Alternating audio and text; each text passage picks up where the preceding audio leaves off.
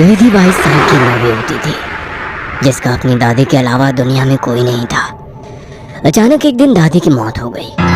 विधि अब दुनिया में बिल्कुल अकेली रह गई थी। उसके बॉयफ्रेंड सनी के अलावा अब उसका इस दुनिया में कोई सहारा नहीं था। एक दिन विधि दादी की अलमारी खोलती है, जिसमें उसे एक पुरानी बैंक की पासबुक और लॉकर की चाबी मिलती है। विधि बहुत हैरान हो जाती है। वह जानती थी दादी कितनी मुश्किलों से घर चला रही थी। फिर ऐसे में उनके पास से मिली ये लॉकर की चाबी देखकर विधि के मन में सवालों की झड़ी लग गई थी। ऐसा क्या है उस लॉकर में जिसके बारे में दादी ने उसे आज तक नहीं बताया? सवाल बहुत सारे थे जिनका जवाब ढूंढना था। दादी की डेथ सर्टिफिकेट लेकर जब वो बैंक पहुंची तो उसे दादी की लॉकर का एक्सेस मिल गया। उत्सुकतावश उसने लॉकर खोला तो उसमें सिर्फ उसे कुछ कागज दिखाई दिए। विधि कागज लेकर घर लौट आई। उन कागजों के मुताबिक मंथनपुर में एक बड़ी हवेली दादी के नाम थी। इतनी बड़ी हवेली है दादी के पास और हम सालों से इस 2 कमरे के किराए के मकान में जी रहे हैं। ऐसा क्यों किया दादी ने? खैर जो भी बात हो, अब तो ये हवेली मेरी है। मैं कल ही मंथनपुर के लिए निकलती हूँ। अगले ही दिन वो मंथनपुर के लिए निकल गई थी। बड़ी अजीबोगरीब सी जगह थी ये। मेन रोड से हवेली की तरफ जाने वाली सड़क बिल्कुल सुनसान थी। गाड़ी तो क्या, पैदल चलता हुआ भी कोई इंसान नहीं दिख रहा था। सड़क पर गहरा सन्नाटा पसरा हुआ था। सड़क के दोनों तरफ घने ऊंचे पेड़ लगे थे। इतने पेड़ पौधे होने पर भी वहां किसी भी पक्षी का कलरव नहीं था।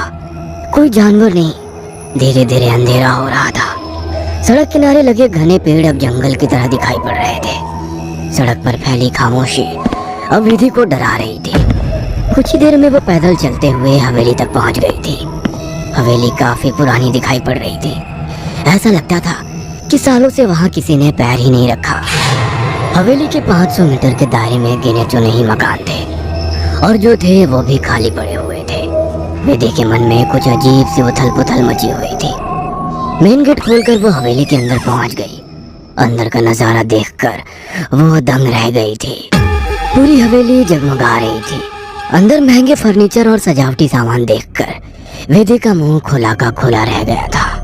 अरे वाह, ये हवेली तो बहुत वेल मेंटेन्ड है। लगता है यहाँ जरूर कोई रहता है। हेलो, कोई है? कोई है यहाँ? विधि पूरी हवेली में घूमकर वहाँ रहने वाले व्यक्ति को ढूंढ रही थी। ढूंढते ढूंढते वो हवेली के अंदर आकर देखने लगती है।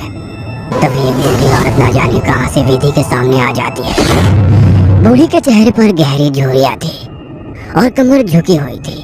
काला लबादा पहने, आधा मुंह पल्लू में छिपाए, वो औरत बेहद डरावनी लग रही थी। आउच! डरा दिया आपने। क्यों आई हो यहाँ? लौट जाओ। मैं कहीं नहीं जाने वाली। ये मेरी हवेली है। बाय द वे, आप कौन? यहाँ कोई नहीं रह सकता। शैतान रहता है यहाँ। लौट जाओ। शैतान? Very funny. अच्छा, तो हवेली हड़पने के लिए ये स्टोरी बनाई है आपने? विधि कुछ कहने वाली होती है, तभी वो देखती है कि बूढ़ी औरत हवेली की ओर देखकर कुछ सकपका गई है और अपना चेहरा ढकते हुए वो अचानक ही अंधेरे में कहीं गायब हो जाती है। बड़ी अजीब औरत थी। कुछ स्ट्रेंज ही जगह है। विधि हवेली के अंदर आ जाती है और अपना फोन निकालकर सनी को कॉल लगाती है। हेलो सनी, तुम विश्वास नहीं करोगे, ये हवेली तो हमारी सोच से भी ज्यादा खूबसूरत है।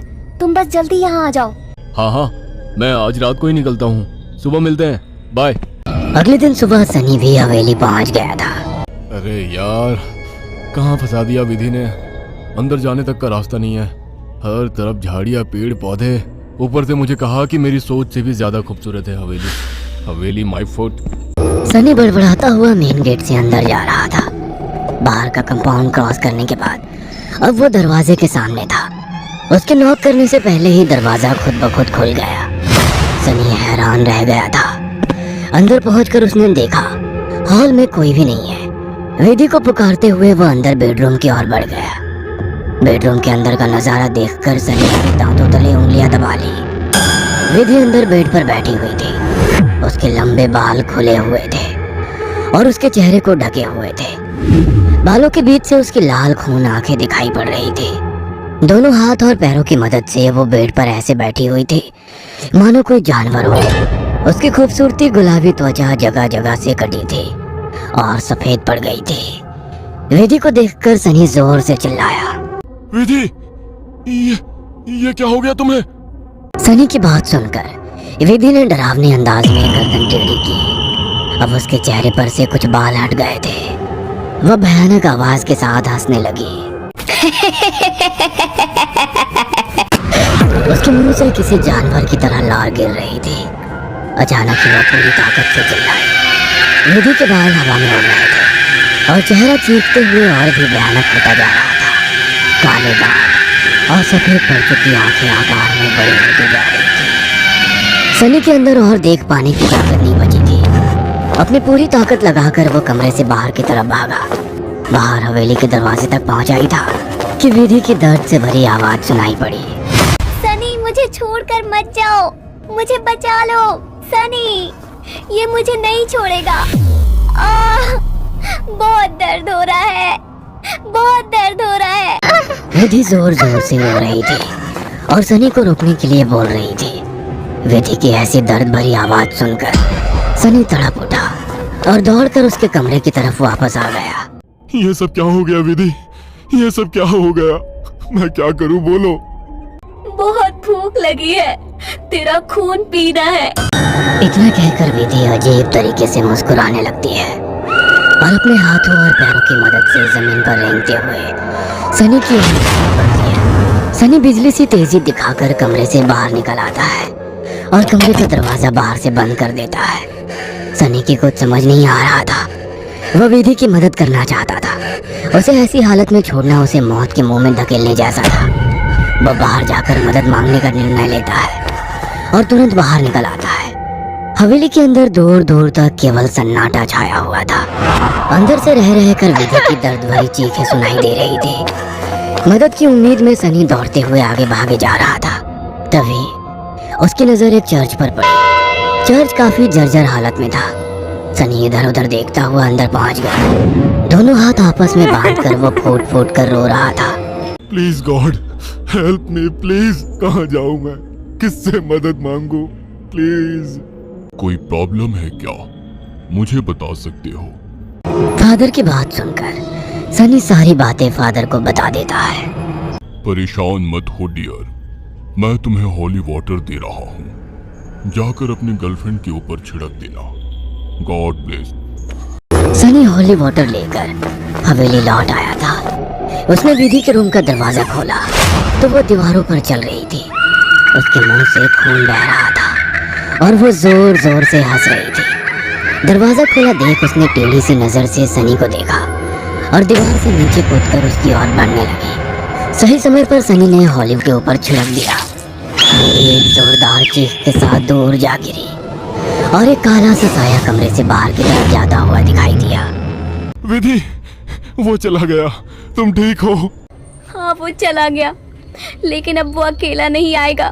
वो बुढ़िया सही कहती थी, ये घर नहीं शैतान का बसेरा है। यहाँ एक नहीं 5 शैतानी ताकत है। जल्दी चलो विधि, हम यहाँ से दूर निकल जाएंगे। सनी विधि को सहारा देकर ले जाने लगता है। तभी विधि की आंखें पलट जाती है और वो सनी को दूर धकेल देती है। सनी जाकर दीवार में टकरा जाता है। तभी फादर वहां आ जाते हैं।